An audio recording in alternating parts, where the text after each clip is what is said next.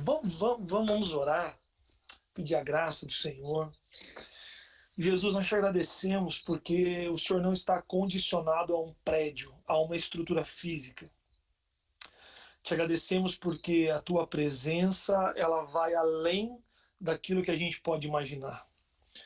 Obrigado porque aquilo que o Senhor está fazendo em tempo de pandemia e fora a pandemia. O Senhor não parou, o Senhor não precisou ficar em casa. O Senhor continua trabalhando, continua atuando, continua edificando a sua igreja, e a tua palavra declara, e nós confiamos na tua palavra, que as portas do inferno não prevaleceriam contra a sua igreja. Amém. Obrigado porque Amém. A igreja nunca parou. Os prédios nós vimos eles vazios muitas vezes, mas a igreja sempre esteve atuante, esteve cheia, esteve carregada do seu Espírito. Nós somos gratos por isso, Senhor, por podermos estar juntos nessa noite. E nós te pedimos, realmente, renova a nossa fé. Ajuda-nos nessa noite a sermos renovados na nossa fé, porque aquilo que o Senhor tem ainda é maior do que aquilo que já vivemos. Em nome de Jesus, obrigado, Senhor, para a vida do pastor Rogério, Sandro. Nós somos gratos, Senhor, por essa família, por essa igreja em Campo Grande. Nós somos gratos ao Senhor por aquilo que o Senhor está fazendo. E nós sabemos que isso que o Senhor está fazendo ainda são gotas daquilo que o Senhor ainda vai fazer. O Senhor não entrega tudo de uma vez só. O Senhor trabalha com processos e nós somos gratos por isso. Em nome de Jesus. Uau! Amém. Uau! É interessante, quando eu falei do processo, eu realmente creio que vocês estão num processo. E não despreze os pequenos passos que precisam ser dados no processo.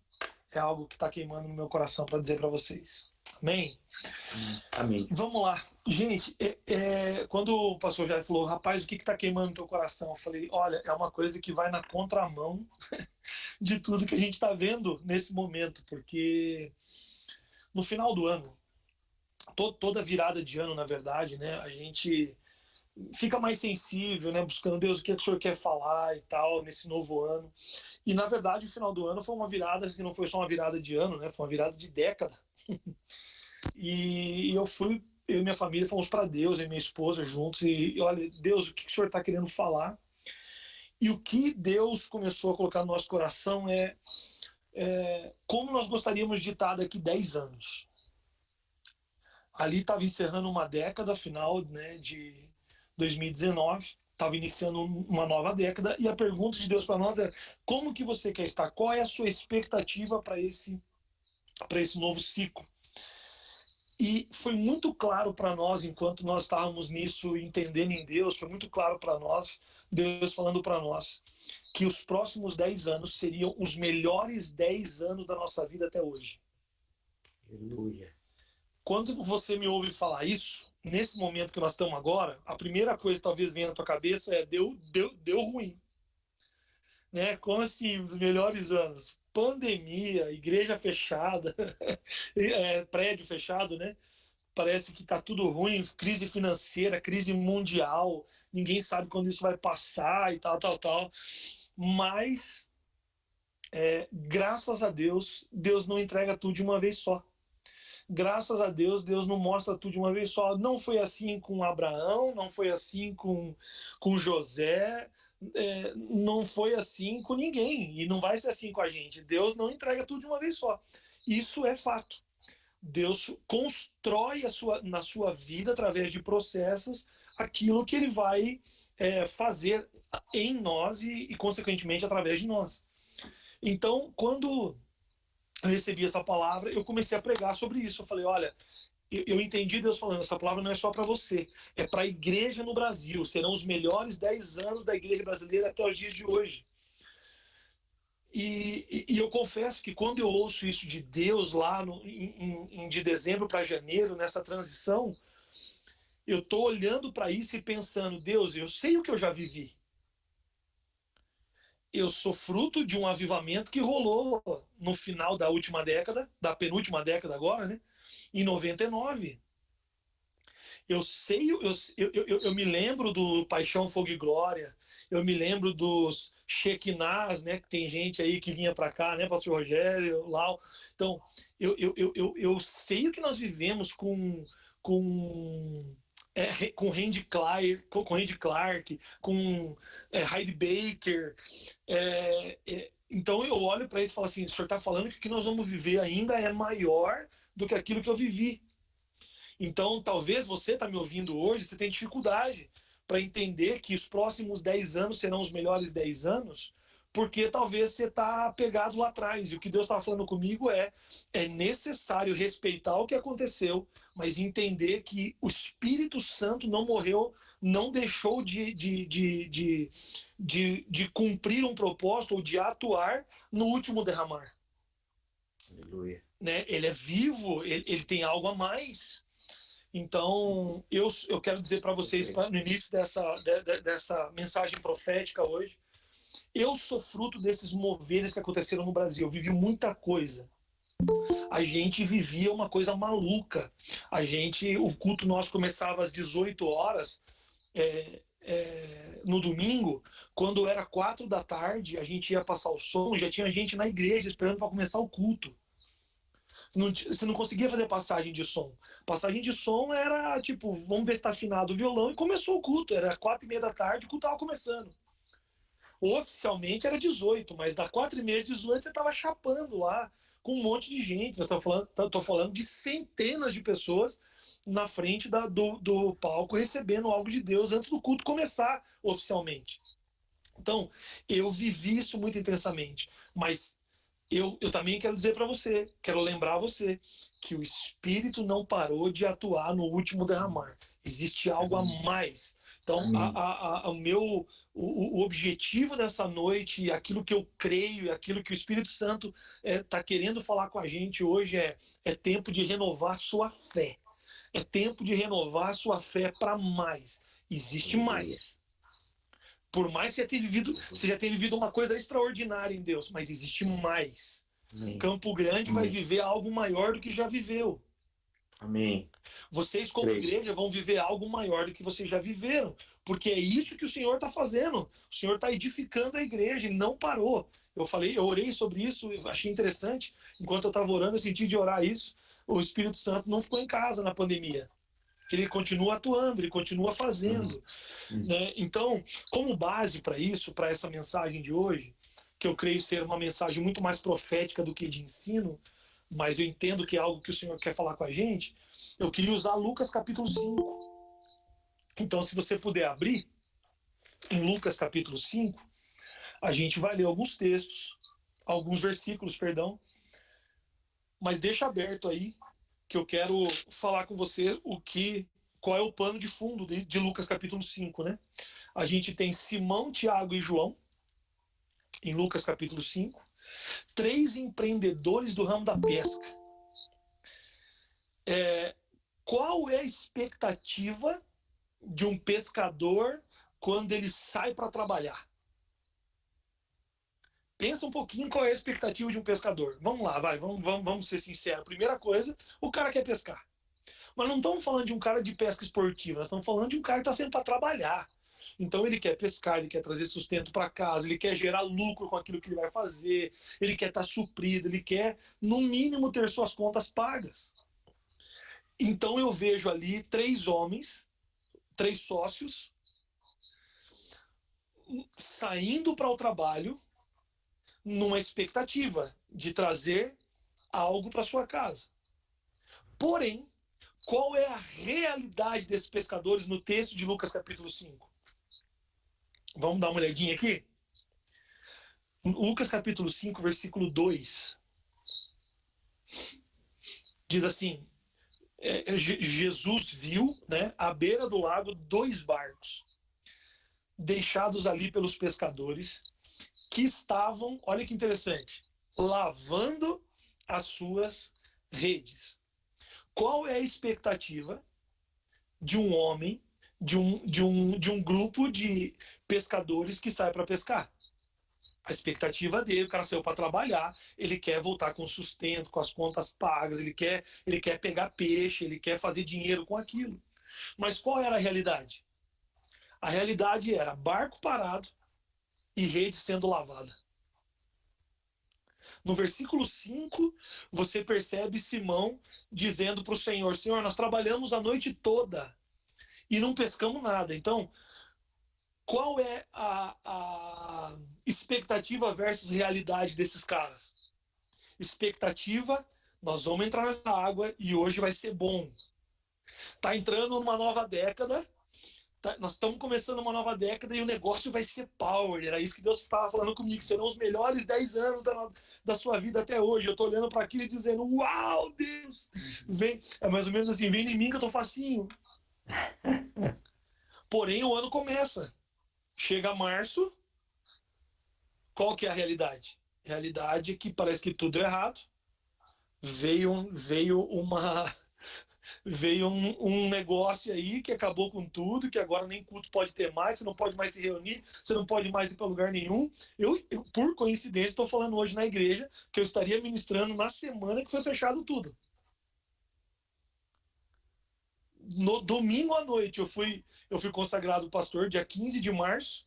Naquela semana seguinte, eu estaria ministrando em Campo Grande, aí na igreja, numa conferência. Aquela semana eu recebo a informação do pastor Rogério dizendo: ó, não tem como vir, já cancelei com o Held, é sábio a gente cancelar. Eu tô olhando do lado de cá dizendo assim: óbvio, não tem como a gente ir. Mas eu tô vendo aquilo que Deus falou a respeito dos próximos anos, e aquilo que está acontecendo, tô dizendo: Deus, será que eu ouvi direito? Então é expectativa versus realidade. A realidade natural daqueles homens é que o negócio tinha ficado ruim. Ele fala sobre isso no versículo 5, como eu já disse.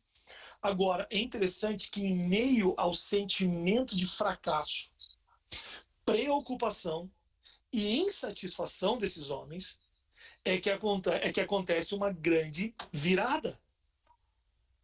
É que chega o grande dia.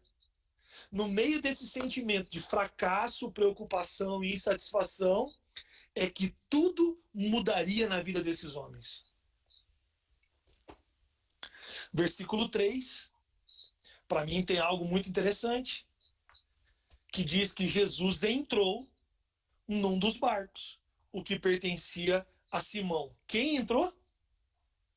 Agora Jesus entra. Agora Jesus entra no barco. Então, num sentimento de fracasso, preocupação e insatisfação, acontece algo extraordinário. Jesus entra no barco. Agora, ele não só entra no barco. Ele, no versículo, continua dizendo: pediu-lhe que o afastasse um pouco da praia. É interessante esse texto, porque eu percebo profeticamente Jesus dizendo para esses três caras: eu vou tirar vocês desse lugar de estabilidade. Eu vou tirar vocês desse lugar de segurança. Todo mundo concorda comigo que a água é bem mais insegura do que a terra. Né? Principalmente se você não sabe nadar, o melhor lugar para ficar é na areia. Praia ou mar ou um grande lago não é um lugar de pura segurança, por mais habilidoso que você seja ou por mais que você conheça aquele lugar. Então eu percebo Jesus falando com a gente que no meio desse lugar de fracasso, preocupação e insatisfação, ele entrou de volta no barco. Ele está assumindo o lugar de novo no barco. E não só isso, ele está chamando a gente para um lugar de insegurança natural. Veja se não é isso que está acontecendo com a gente hoje. Ele está levando a gente para um lugar de naturalmente insegurança. Todos nós, isso não é um privilégio da igreja, do pastor da igreja. Todos nós, a gente tem discípulos aqui, gente que que é barbeiro, o cara não sabe quando que ele pode abrir a barbearia e volta. Ele só pode atender com horário marcado. Enfim, tem um monte de situações que entrou para um lugar de insegurança. Mas é interessante que o texto continua dizendo no versículo 3 que então Jesus se assentou no barco e dali ele ensinava o povo. A grande diferença agora, uma chavinha que Jesus vira na vida desses três caras, é que Jesus faz do lugar de ganhar os recursos e do lugar ali onde esses homens tiravam o seu ganha-pão, um lugar de pregação. Agora, Jesus não somente chega na cena, não somente entra no barco, não somente pede para eles saírem, se afastar um pouco da terra, mas ele se levanta ali, ele começa a usar aquele lugar para um lugar de pregação. Ele começa a usar aquele ambiente para gerar salvação, para gerar pregação. Versículo de número 4 diz assim: tendo acabado de falar, disse a Simão, mais uma chavinha que vira, vá para onde as águas são mais fundas. Jesus está pegando a gente, independente que área você trabalha, da sua... se você trabalha no banco, se você é pastor, se você é um profissional liberal, não interessa se você é professor, é professora, Deus está dizendo para você, esse é o tempo de ir para o lugar mais fundo. Vem comigo para águas mais fundas. E não somente vão para o lugar mais fundo, ele diz assim, agora lance a rede para a pesca. Jesus agora diz para Simão ir para um lugar mais fundo e fazer de novo o que ele tinha feito a noite inteira. O problema de Simão não era estar fazendo a coisa errada. A diferença de antes e a diferença de agora, do momento anterior de Simão para esse momento agora, é que esse momento anterior, Jesus não estava presente no barco. Nesse momento agora, Jesus decidiu entrar no barco. Jesus está ali, está dizendo assim, ó, agora eu estou com você. Você pode fazer de novo o que você fez lá, por mais que não tenha dado certo, que agora vai dar. Agora eu estou com você. Eu realmente creio que nós precisamos de uma renovação na nossa fé para entender que Ele está conosco. Não é só fazer por fazer, não é pregar por pregar, não é adorar por adorar, é adorar porque Ele está com você, é pregar porque Ele está com você, é viver uma vida santa, por quê? Porque Ele está com você, Ele está com a gente, Ele está junto, Ele está no barco. Quando eu tenho revelação de que Ele está, de que Ele é, de que não é uma coisa que eu faço por fazer, esse não é mais tempo de você ir para a igreja para cantar. Esse não é tempo de você ir na igreja para adorar. Tem um amigo meu, o Rafael, que diz assim, eu não vim para a igreja adorar, eu vim adorando. Né? Então, esse é o tempo de você entender que Ele está em todo lugar, que Ele simplesmente está, porque Ele é onipresente, Ele está. Aleluia. E se Ele está, pode fazer de novo agora, a partir da compreensão que Ele está, que você e Ele são um, então agora pode fazer. João 15 não fala sobre isso? Sou a videira, vós os ramos, se permanecer em mim e a minha palavra permanecer em vós, vai pedir o que quiser e que vai acontecer. Nós precisamos entender a importância da compreensão de que Ele está. Não é pescar por pescar, agora é pescar porque você entendeu, Ele está, agora eu posso lançar a rede. Aleluia. Diga comigo isso, diga, renove sua fé para mais. Renove Amém? sua fé para mais. Amém? É interessante porque o versículo de número 5, Simão até dá uma resposta e diz assim, mestre, espera um pouquinho. Nós nos esforçamos a noite inteira. É tipo assim, a gente já fez isso aqui que você está mandando a gente fazer, a gente já fez a noite inteira, nós não pegamos nada. Porém, essa segunda parte do versículo muita gente conhece, que diz, mas, porque o Senhor está pedindo, mediante a sua palavra, eu vou lançar a rede. Eu realmente creio que esse é um tempo de prosperidade, inclusive financeira, para o povo de Amém. Deus. Amém. Eu acredito no que eu estou te dizendo. Mas não é ganhar dinheiro por ganhar, é ganhar dinheiro com propósito. Não é Amém. fazer negócio por fazer, é entender que está fazendo um negócio e está dando certo porque ele está. Porque ele está falando. É. Diz, então, porque o Senhor está falando, eu vou lançar a rede. Simão abre mão de todo o seu preconceito, porque ele já tinha feito isso. O preconceito de Simão dizia, isso não vai dar certo. As decepções de Simão diziam, não adianta, eu vou jogar, mas eu fiz isso a noite inteira, não vai dar certo. Mas só que Simão diz, segundo a sua palavra, porque você está dizendo, eu vou jogar as redes. E aí o que aconteceu, você conhece o final da história, versículo 6. Quando eles jogaram as redes na água, pescaram tanto peixe, as redes estavam quase se arrebentando. A provisão chegou. E a provisão não apenas chegou, a provisão chegou com abundância. Versículo de número 7 diz, então eles fizeram um sinal para os companheiros que estavam no outro barco, a fim de que viessem ajudá-lo. Eles foram e encheram os 2 barcos com tanto peixe que os barcos quase afundaram. Transbordou tanto que teve que pedir ajuda, e mesmo pedindo ajuda, quase que todo mundo afundou de tanta provisão que tinha. Mas sabe de uma coisa? Esse não é o mais de Deus ainda. Isso é só parte. Eu estou dizendo que eu realmente creio que Deus vai nos abençoar muito financeiramente e prosperar a nossa vida. Mas esse não é o mais de Deus. Porque o versículo número 8 mostra algo extraordinário para mim. Diz assim, quando Simão Pedro viu o que havia acontecido, ajoelhou-se diante de Jesus e disse, Senhor, afaste-se de mim, pois eu sou um pecador. Para mim, sabe o que é que Simão faz aqui agora? Simão adora.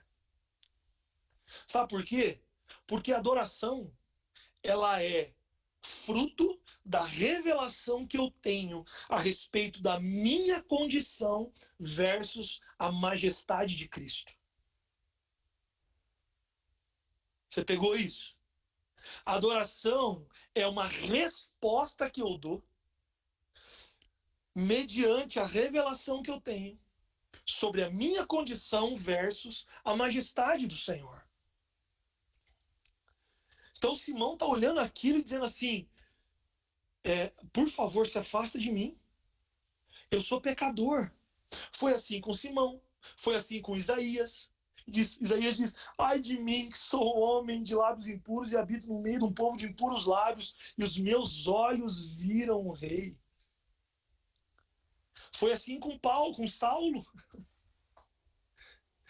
Nunca mais a pessoa é a mesma quando ela entende a sua condição versus a majestade do Senhor. Uma das coisas que está voltando para a igreja nesses dias é o temor pelo Senhor.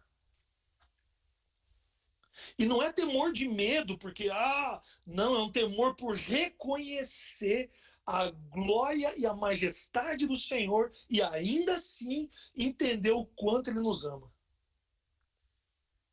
É o temor do Senhor, é dizer, Senhor, eu dou minha vida para você, eu faço o que você quiser.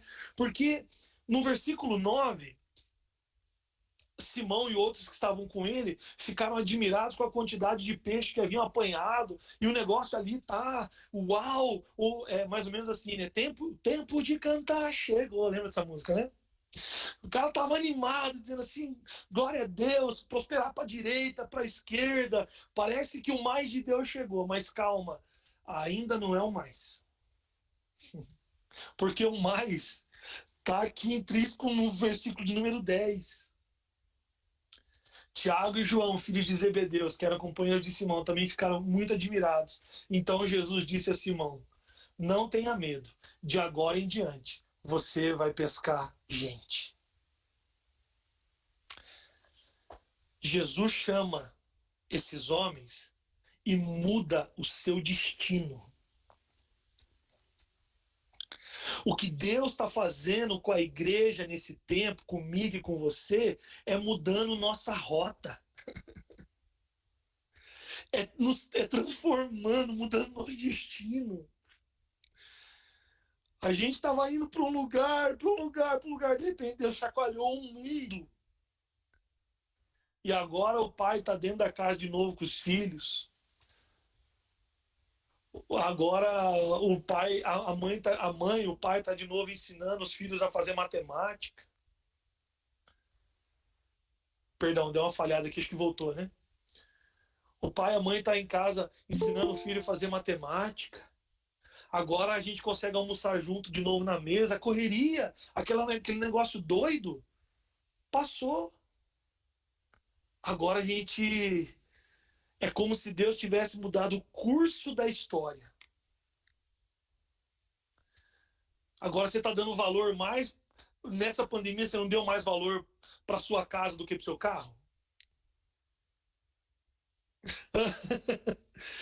Agora o carro você quase não usa ele mais, irmão. Você fica em casa. Eu mudei de casa recentemente, faz 15 dias. Deus fez uma maluquice na minha vida. A gente se mudou de casa, eu fui comprar sofá, comprar móveis. Aí eu tô olhando aquilo e o pessoal, tipo... Eu tenho um amigo meu que trabalha com móveis, que o cara só consegue entregar móveis em março do ano que vem. De tanto trabalho. Por quê? Porque o povo deu prioridade de novo para dentro de casa, para o lugar do aconchego, da família. É interessante o que está acontecendo. Mas sabe, para mim, eu entendo o Senhor dizendo para nós hoje: renova a sua fé, porque eu estou mudando seu destino. Eu mudei o seu curso. A igreja estava indo para um lugar, Deus estava direcionando, mudando a rota, dizendo: nós vamos para cá. Por quê? Porque ele continua sendo Deus, porque ele continua edificando a sua igreja, e a gente não vai atrapalhar ele. A igreja não vai atrapalhar aquilo que Deus quer fazer.